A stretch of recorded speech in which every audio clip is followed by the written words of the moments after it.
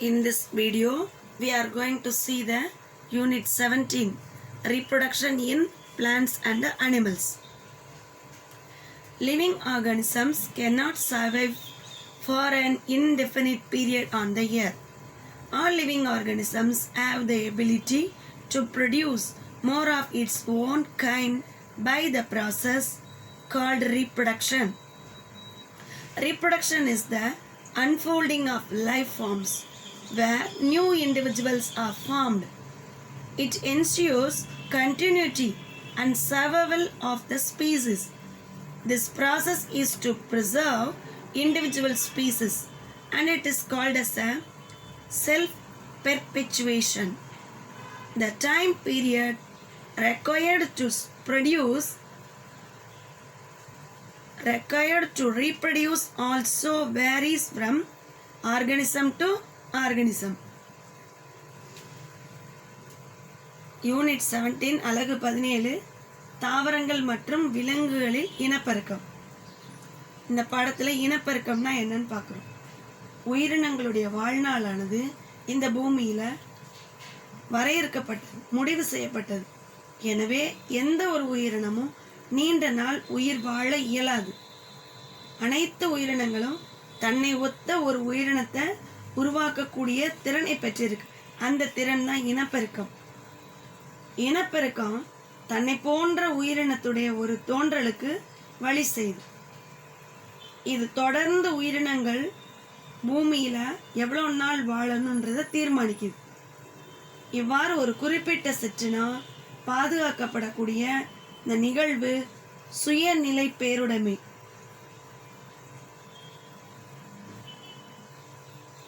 இனப்பெருக்கம் நிகழக்கூடிய காலமானது உயிரினத்துக்கு உயிரினம் மாறுபடுது.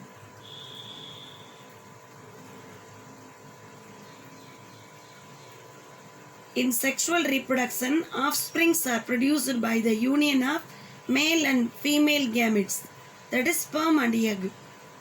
The male and female gametes contain the genetic material or genes present on the chromosomes, which transmit the characteristic traits to the next generation. இனப்பெருக்கம் பால் இனப்பெருக்கத்தின் மூலம் ஆண் பெண் இன செல்கள் விந்து மற்றும் அண்டம் இணைந்து புதிய உயிரினம் தோன்றுவதற்கு வழிவகுக்குது.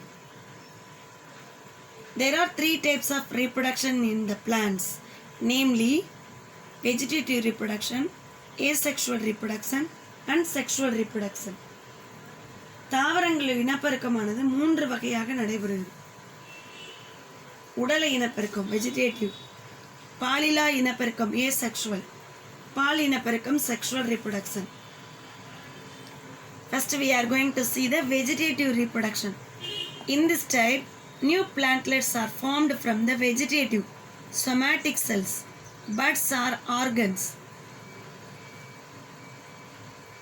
The vegetative part of the plant, that is root, stem, leaf or bud, they get detached from the parent body and grows into an independent daughter plant.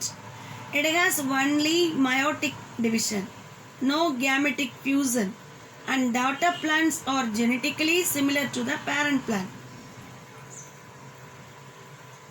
உடல இனப்பெருக்கம். இந்த வகை இனப்பெருக்கத்தில் புதிய தாவரங்கள் தாவரத்தினுடைய ஏதேனும் ஒரு பாகத்தில் உள்ள உடல செல்களிலிருந்து தோன்றுது. தாய் தாவரத்தில் உள்ள வேர், தண்டு, இலை அல்லது மொட்டு ஏதேனும் ஒரு உறுப்பிலிருந்து புதிய ஒரு இளந்தாவரம் தோன்றி அது தனி தாவரமாக வளருது. இதில் குன்றா பகுப்பு மைட்டாசிஸ் செல் பிரிதல் மட்டும்தான் நடைபெறுது. இளந்தாவரங்கள் எப்படி காணப்படுதுன்னா தாய் தாவரங்களை போன்றே காணப்படுது. இந்த வகை இனப்பெருக்கம் நடைபெறும் போது பாலின இன செல்கள் இணைவதில்லை.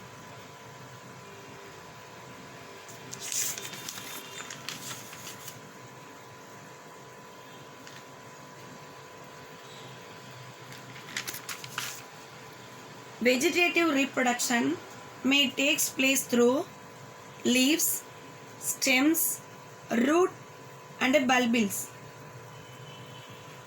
Leaves. In Bryophyllum, small plants grow at the leaf notches. இலை உடல இனப்பெருக்கம் லீஃப்ல நடக்கக்கூடியது. அதாவது பிரயோஃபில்லம் ரணக்கல்லி அந்த தாவரங்கள்ல இலையினுடைய விளிம்பில் உள்ள பள்ளங்களிலிருந்து இலை தோன்றுது, புதிய இளந்தாவரம் தோன்றுது. Next stems. In strawberry aerial weak stems touch the ground and give off advantageous roots and buds. When the connections with the parent plant is broken, the offspring become independent. தண்டு உடல இனப்பெருக்கம். ஸ்ட்ராபெரி முதலான மெலிந்த தண்டுடைய தாவரங்கள்ல தண்டு தரையில படும்போதே அந்த தண்டு பகுதியிலிருந்து வேர் ஊன்றி புதிய இளந்தாவரம் தோன்றுது. தாய் தாவரத்தில் உள்ள தொடர்பு அறுபடும் போது இந்த இளந்தாவரம் புதிய தனித்தாவரமாக வளர்கிறது. Next one, root.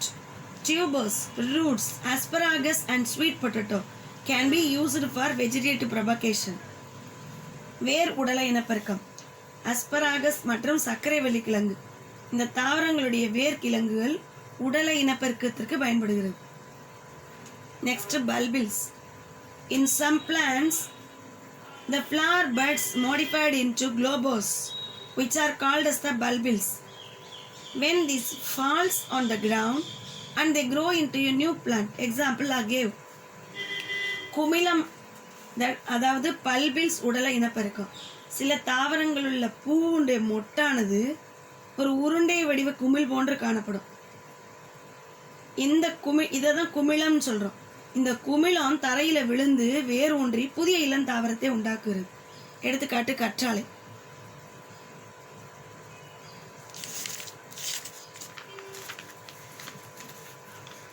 Other type of vegetative reproduction.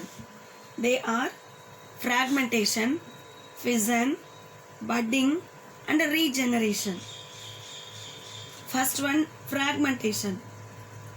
In fragmentous algae, breaking of the filament into many fragments called fragmentation. Each fragment have at least one cell may give rise to the new filament by the cell division. Example, Spirogyra. Fragmentation in Spirogyra.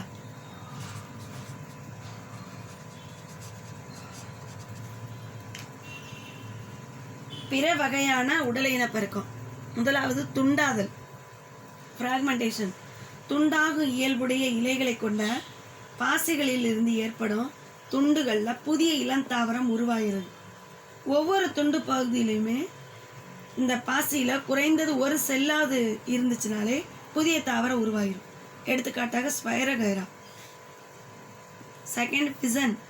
In this type of parent cell divides into daughter cell, two daughter cells, and each of the cell develops into a new adult organism. Example, amoeba. பிளத்தல். இந்த வகை இனப்பெருக்கத்தில் தாய் செல்லானது இரண்டாக பிரிந்து செல்லை தோற்றுவிக்கிறது. எடுத்துக்காட்டு amoeba. Third one, budding. Formation of daughter individuals from a small projection, that is bud. Bud arising on the parent body is called budding. Example, yeast. மொட்டு விடுதல் அல்லது அரும்புதல். இந்த வகை இனப்பெருக்கத்தில் தாய் தாவரத்திலிருந்து தோன்றக்கூடிய புதிய வளரியிலிருந்து மொட்டு தோன்றுகிறது. அது மேலும் வளர்ச்சி அடைந்து ஒரு புதிய தாவரத்தை உருவாக்குகிறது. எடுத்துக்காட்டு east. Next one is regeneration. The ability of the last body parts of an individual organism to give rise to an whole new organism, that is called regeneration. It takes place by specialized mass of cells. Example, Hydra and Planaria. இழப்பு மீட்டல். இழந்த பாகங்களை மீண்டும் உருவாக்கி புதிய உயிரினங்களை தோற்றுவித்தல். இதுதான் இழப்பு மீட்டல் எனப்படும். ஹைட்ரா, பிளானேரியா ஆகிய உயிரினங்களில் சிறு துண்டுகளாக பிரியுது. ஒவ்வொரு துண்டும் ஒரு புதிய உயிரினத்தை தோற்றுவிக்கிறது.